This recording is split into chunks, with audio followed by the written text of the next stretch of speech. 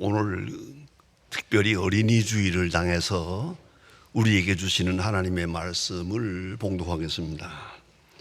고린도 신약 성경 고린도전서 4장 14절로 17절 말씀을 봉독하게 됩니다. 신약 성경 267면입니다. 267면 고린도전서 4장 14절부터 봉독하게 됩니다. 이 계시의 말씀을 봉독할 때에 다 함께 하나님의 음성을 들으실 수 있기를 바랍니다. 내가 너희를 부끄럽게 하려고 이것을 쓰는 것이 아니라 오직 너희를 내 사랑하는 자녀같이 권하려 하는 것이라. 그리스도 안에서 1만 스승이 있으되 아비는 많지 아니하니 그리스도께 예수 안에서 내가 복음으로서 너희를 낳았음이니라. 그러므로 내가 너희에게 권하노니 너희는 나를 본받는 자 되라. 나를 본받는 자 되라. 이로 말미암아 내가 주 안에서 내 사랑하고 신실한 아들 디모데를 너희에게 보내었노니 그가 너희로 하여금 그리스도 예수 안에서 나의 행사 곧 내가 각처 각 교회에서 가르치는 것을 생각나게 하리라. 아멘. 성도 여러분, 이런 말을 들어본 적이 있습니까? 나쁜 개는 없다. 나쁜 주인이 있다. 여러분, 개도요, 가만히 보면 주인을 닮아요. 제가 어떤 때 교인 가정을 신방을 갔을 때 보면 개가 유달리 그렇게 못살게 앞뒤로 뛰놀면서 짖는 개가 있어요. 왜 이렇게 요란하게 짖을까 생각해 보니까 이유는 간단해요. 그 집에서 찬송 소리를 들어본 일이 없거든. 이 개가 무슨 큰일 난 줄 알고 그게 짖고 있지요. 그분 아니에요. 그 집에 부부싸움이 짙어요. 그러면 개도 요란한 개가 되거든요. 시끄러운 개가 됩니다. 이거 아셔야 됩니다. 개도 애들도 화초까지도 주인을 닮습니다. 믿거나 말거나 사실이에요. 이거는 부인할 수가 없어요. 운동선수가 운동을 잘해서 성공하려면은 적어도 몇 가지 갖추어야 된다고 합니다. 첫째가 운동하는 목적이 분명해야 돼요. 목적이 뚜렷하지 않으면 중간에 흩어지고 말거든요. 그런 거로 확실한 내가 왜 운동을 하나? 왜 일생을 다 바쳐서 운동을 하나? 거기에 목적이 분명해야 한다. 두 번째는 열심히 해야죠. 운동하는 사람은 열심히 꾸준히, 그리고 끈기가 있어야 됩니다. 인내하고 끈기가 있어야 됩니다. 그런데 이보다 제일 중요한 일이 있어요. 모델을 바로 선택해야 돼요. 내가 본받을 수 있는 모델, 그 모델 선택에 따라서 내 성공 여부가 좌우된다 하는 말입니다. 다시 말해 모델라이제이션, 본받는 교육 아주 중요합니다. 누구를 닮아가느냐 하는 겁니다. 운동선수가 그냥 열심히 한다고 되는 게 아니에요. 어느 방향으로 뛰느냐가 중요하지 않습니까?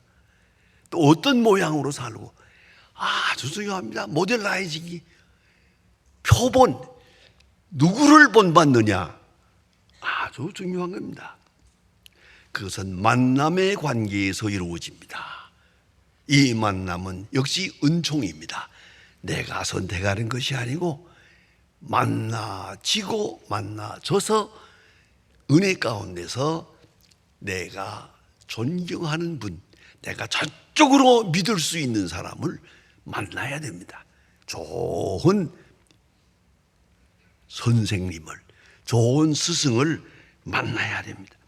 그리고 비로소 존경하고 전적으로 신뢰하게 될 때 운동선수가 성공할 수 있다 합니다. 이 교육이란 knowledge, acceptance, practice 이 세 가지로 이루어집니다. 지적으로 배웁니다. 그런가 하면 가슴으로 배웁니다. 감성으로. 그 다음에는 행동으로, 실제 생활 속에서, 경험 속에서 배워나갑니다. 이 세 가지가 다 모델에서 오는 겁니다. 표본에서 오는 겁니다. 그 앞에 있는 본받을 나의 스승에 따라서 그를 바라보며 그를 알고 그를 느끼고 그와 함께 경험하고, 그래서 교육이 이루어지는 거거든요. 근데 예수님께서 친히 하신 말씀을 우리가 늘 잊어버릴 때가 많습니다. 내게 나와서 내 멍에를 메고 내게 배우라. 내 멍에를 메고 내게 배우라. 공교롭게도 이스라엘 나라나 우리나라나 밭갈이 하는 것이 비슷해요. 소 2마리가 한 멍에를 끌고 가는 거예요. 소 2마리가 한 멍에를 맵니다. 그러면 예수님께서 말씀하십니다. 내가 이쪽 멍에를 맬 테니까 너는 저쪽 멍에를 매라. 그리고 나와 박자를 같이 해서, 발걸음을 같이 해서, 목적을 같이 해서 내게 배우라. 어떤 스승이 이렇게 말할 수 있겠습니까? 우리가 존경하고 섬기고 하는 예수님께서는 단호하게 말씀합니다. 내게 배우라. 그것도 나와 함께 내가 멍에를 맨 것을 같이 메고 내게 배우라. 아주 귀중한 말씀입니다.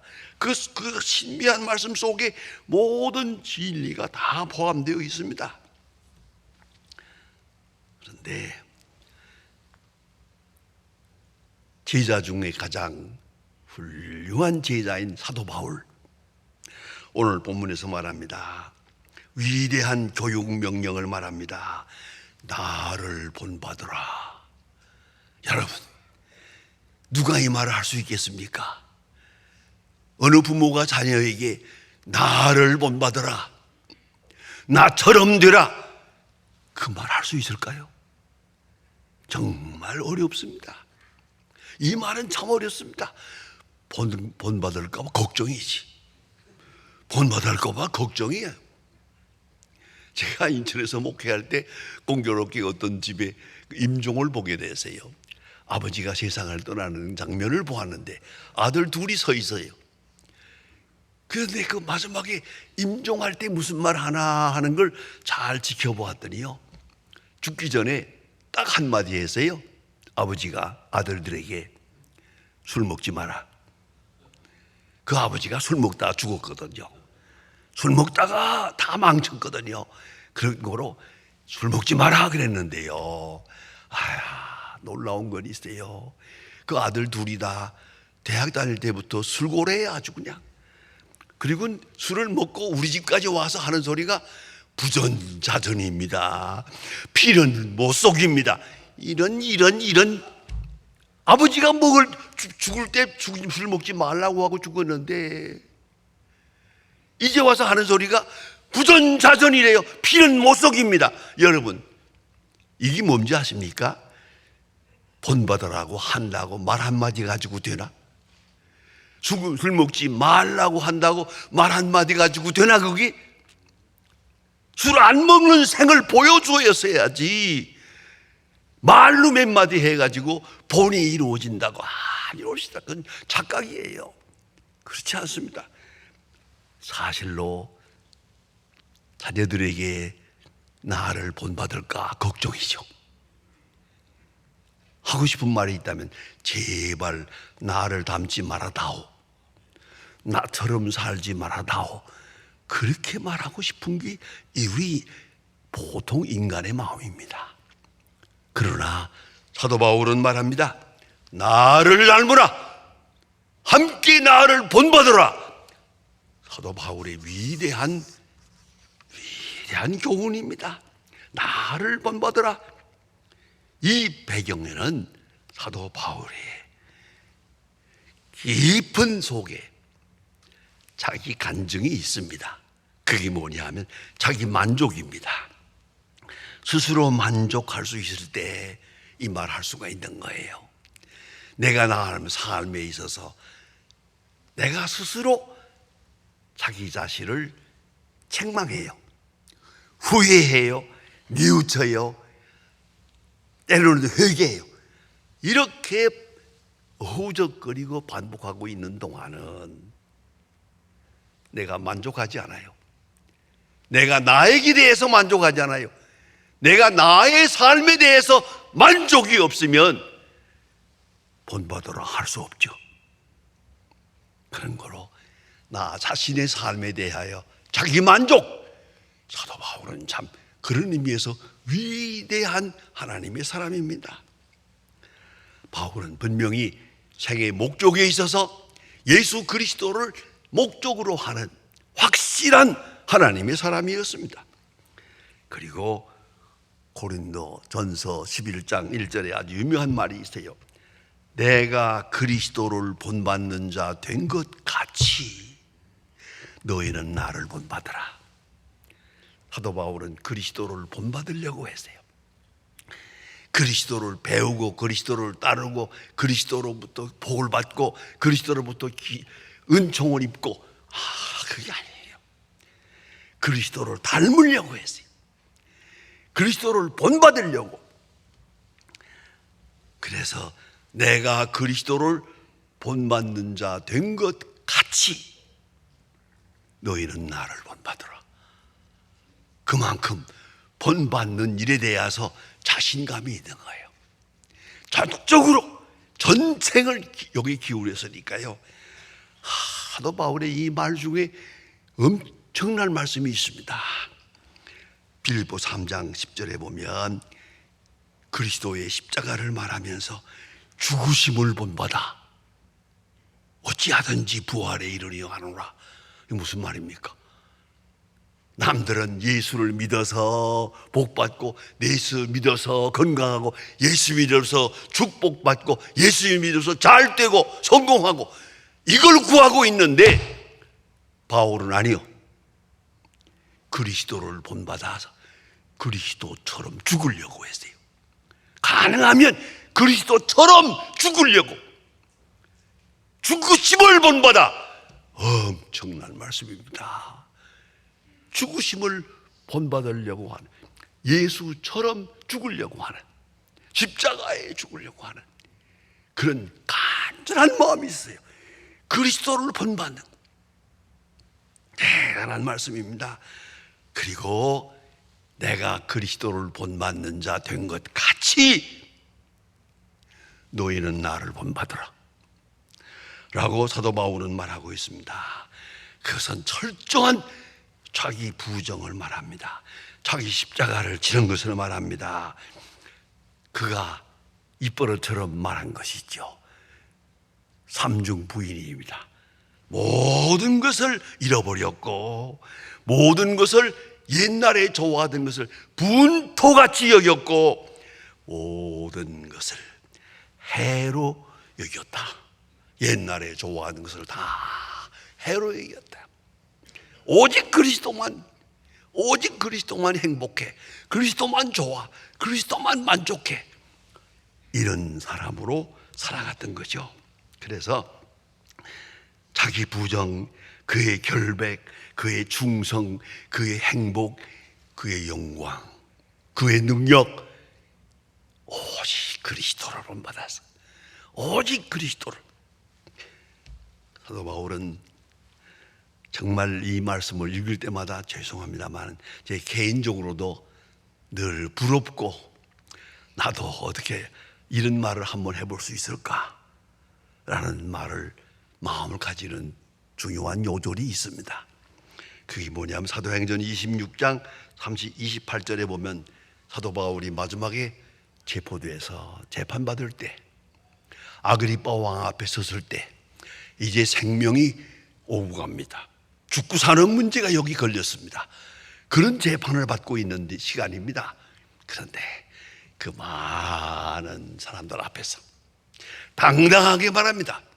여러분, 내가 이렇게 감옥에 갇혀있는 이 고난당하는 이 사건만 빼고는 모든 사람이 다 나와 같길 바랍니다.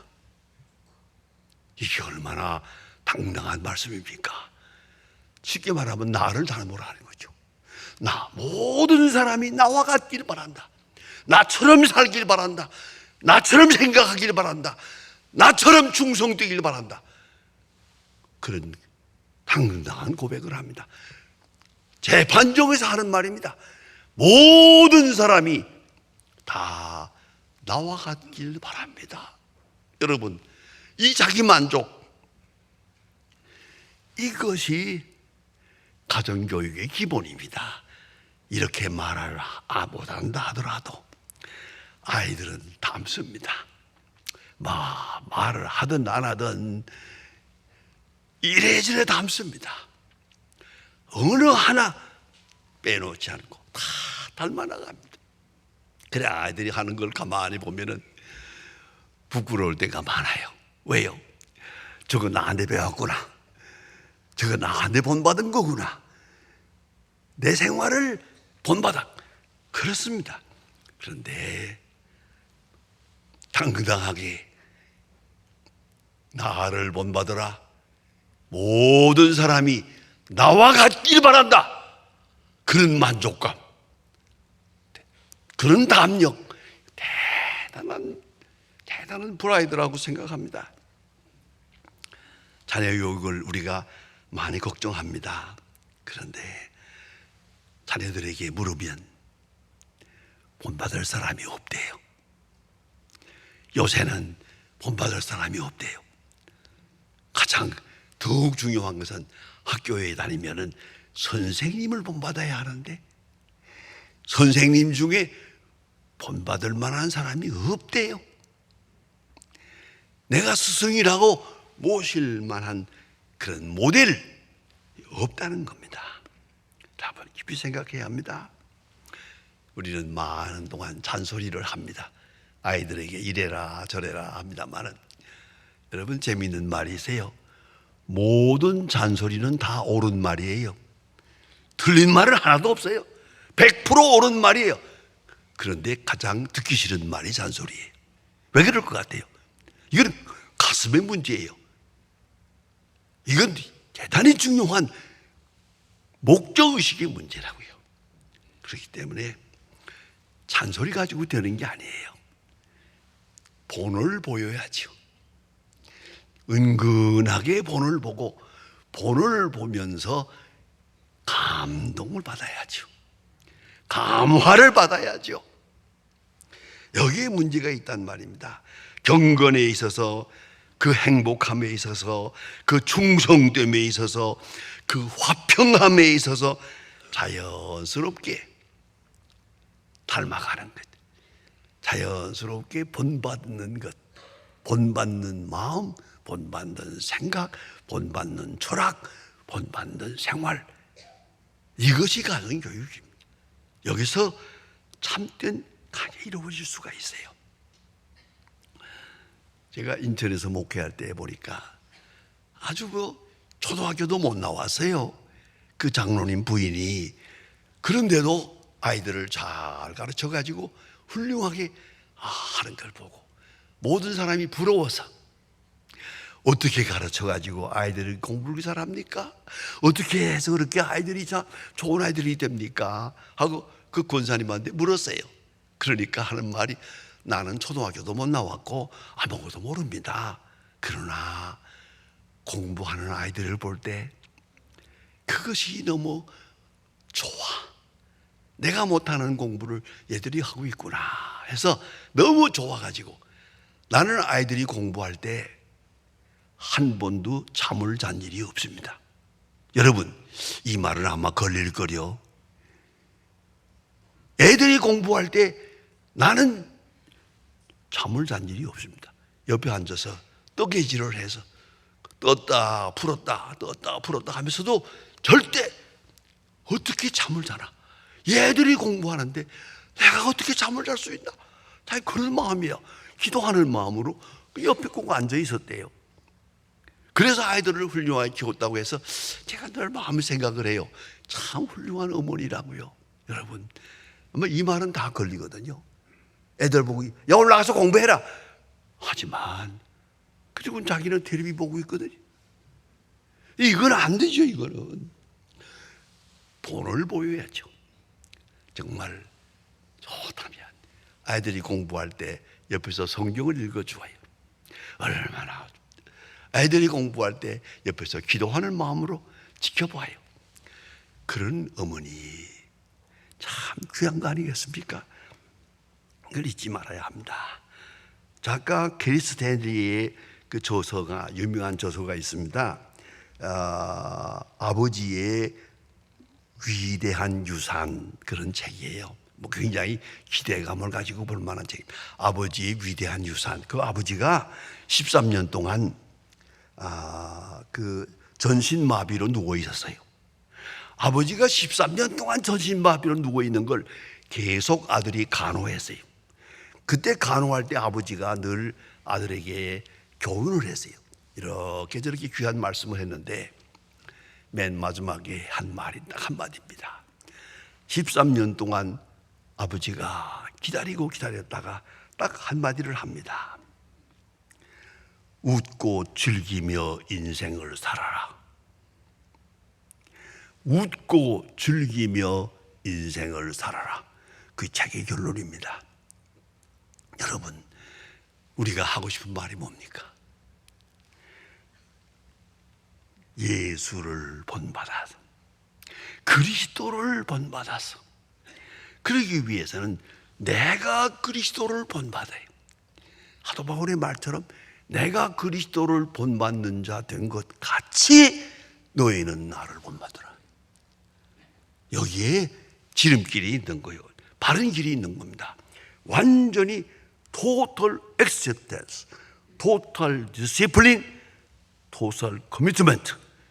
이 3주 전적으로 주님을 향한 마음, 그것이 그대로 자녀들에게 스며들어갔고 이게 본으로 이어질 때 그 가정, 그 자녀, 그 가문 확실하게 그리스도가 함께하는 복된 자녀들이 될 거라고, 자녀 가정이 될 거라고 생각합니다. 여러분, 내가 그리스도를 본받는 자 된 것 같이 너희는 나를 본받으라 하는 말씀을 깊이 새기고 말로가 아니라 본으로, 행위로 그렇게 우리에게 주신 귀한 자녀들을 잘 키워가야 할 것입니다. 기도하십시다. 하나님 아버지, 오늘 저희들이 주님 앞에 나왔습니다. 늘 그러했습니다마는 오늘 어린이 주일을 당해서 우리에게 보내주신 귀한 어린이들을 우리가 어떻게 키웠는지, 그들에게 무엇을 보여주고 무엇을 들려주었는지 생각하며 반성하며 부끄러운 마음으로 주님 앞에 기도드립니다. 사도 바울이 말한 것처럼 내가 그리스도를 본받는 자 된 것 같이 너희는 나를 본받으라. 확실하게 하나님의 사람으로서의 모범적인 본된 생을 살았던 바울처럼 우리 또한 자녀들에게 나를 본받으라 할 수 있는 그런 부모들로 살고 그런 자녀들로 살아가게 하여 주시고, 우리에게 주신 귀한 자녀들이 주의 말씀 가운데서 훌륭하게 자라서 하나님께 영광 돌리는 귀한 은총이 가정 귀한 자녀들에게 이어지게 하옵소서. 예수님의 이름으로 기도합니다. 아멘.